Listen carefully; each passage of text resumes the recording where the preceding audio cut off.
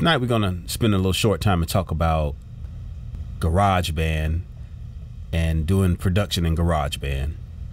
I'm not gonna spend too much time on it, and I'm just gonna show a basics of how I produce music in GarageBand. Although you can produce music in other DAWs or music recording software such as Reason, Fruity Loops, you name it. It's a lot of stuff out there. So everybody have this little thing about one software is better than the other. It's not about that. It's about what choice of quality sounds that you're choosing, and how are you arranging your music, and the melodic structure of it, and also playing, how well you play in the playing the instruments or the software instruments in there when you're actually creating music. So let's go ahead and delve into GarageBand.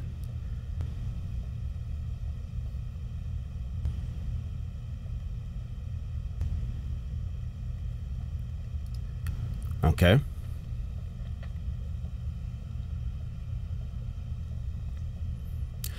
And this is the little song that I made for film and TV, that some leads that I've been working on and trying to get some placements.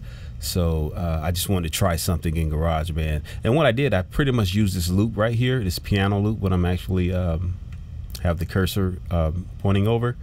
And I'm just going to play this loop and let you hear what I use from the Apple loops that was provided by Apple. And if you want to use the Apple loops, you can actually go over here where you see this little loop like ribbon thing here up top, to the top right hand corner.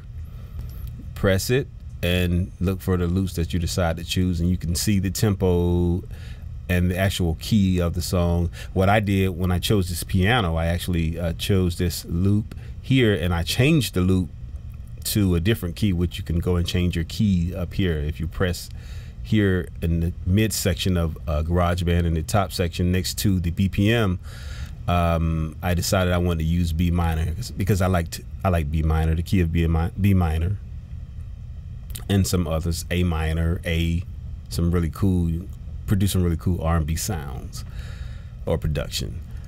All right, so I'm gonna play this demonstration of this piano and give you give you an understanding of the basis where I started from, because I started from this piano to create my intro, because we're gonna look at the arrangement and so forth going throughout the song. So let me click off this ribbon here. We don't need this anymore. I just wanted to show you where I got the Apple loop from. All right, so I'm gonna press this and then play this.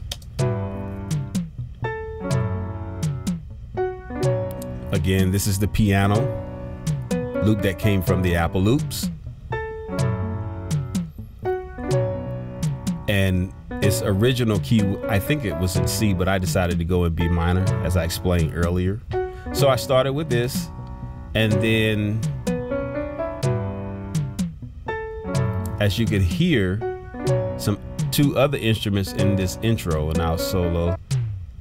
You hear some toms going on here, and you'll also hear a little synth in the background. It's kind of soft, but it didn't need to be too loud. So this would be my intro, okay? Next, what you would see here in this section right here would actually be still the intro, but the building of the intro that's getting ready to lead into the verse. So let's go ahead and take a listen to this. And you can see the different instruments that I use. Here are the drum kits. I broke the drum kits down because I like to separate them. And you could see where I use the acoustic guitar and got some other synths going on. Cool thing about, I know you can see this in other DAWs. You can actually see the instruments that you're using with an image on the left side of it. So that's pretty cool. I think Logic actually started that, and now Cubase has jumped on it. I don't know if Pro Tools doing it now, but a lot of people are starting to jump on it, putting the little images in the actual channel track, and just to verify to go through it quick, I guess. But it's cool. All right, so let's go ahead and start from the beginning. and let's listen the buildup of the intro. All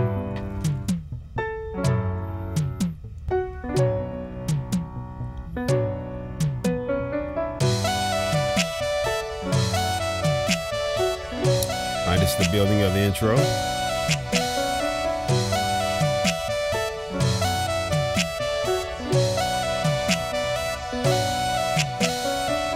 Now this is the first verse, of course.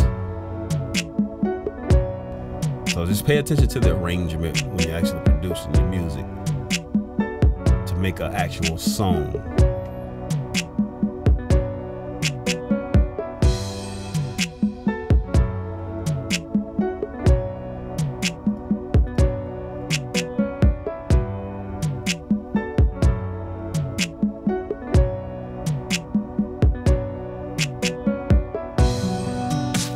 Now, if you notice, this is not the actual chorus. This is what we call a pre-chorus. So this is a build-up going into the chorus. Just wanted to know that. Although some people will go right into the chorus, but sometimes with R&B, I like to do a pre-chorus to get you ready for the chorus, just to make it much more interesting. I think, my personal opinion. So I'll play that, and let's go and take a look at that.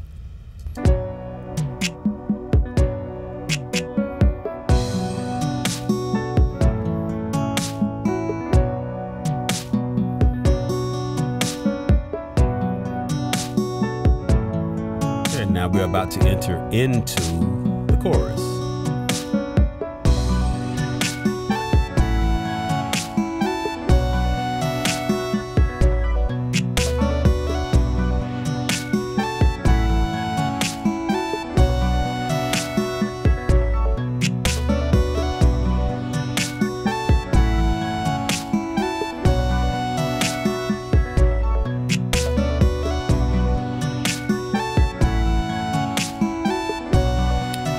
Going back into the second verse, so give it a little silence, just something just interesting to bring you back and calm you back down and put you back into the second verse of the song.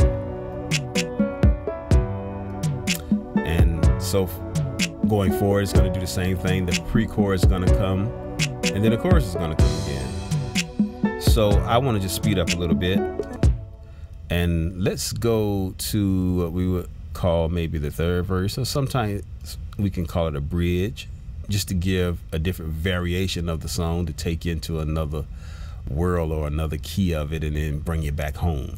Just again, to make things interesting. So let's take a listen as we go into this third verse / bridge type thing.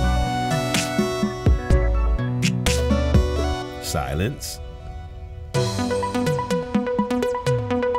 So something different, give you a different flavor.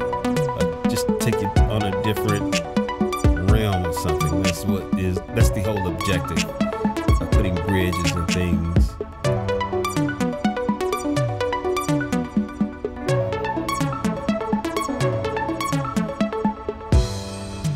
And calm it down a little bit.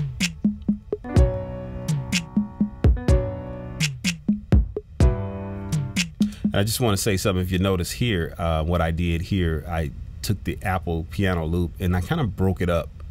Instead of having the whole piano play, I just broke it up in sections, just to, again, make it interesting, and so it won't sound so the same all the way through, and just change things up a little bit. So you want to tend to do those things to really make a cool song. So let's see what we're going back into. Actually, it's a pre-chorus going into the chorus, but what I did, I used the intro. So those things you can do as well when you're producing songs. You know, you can maybe bring the intro back in, just to throw them off a little bit, so you won't be so predictable. And then, of course, it's going to go into the chorus and finish out, or however I decide to finish it out.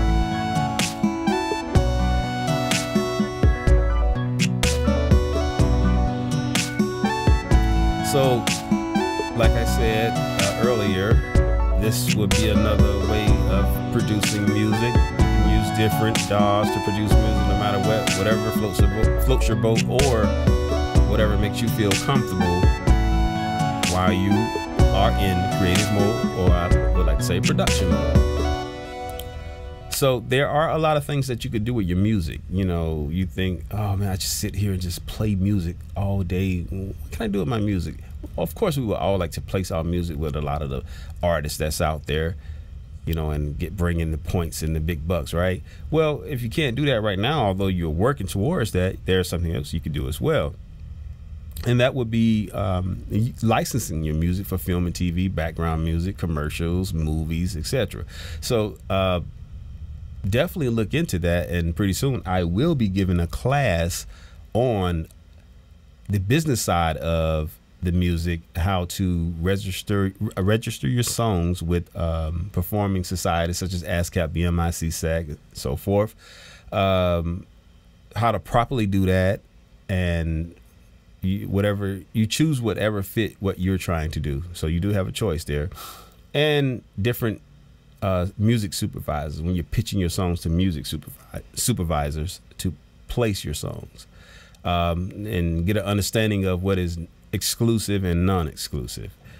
So that will be on my tutorial coming in the near future, and I'm looking forward to actually get that going. So a lot of people still wonder, and they ask me, well, how can I do this? How can I get my music out there in the film and TV?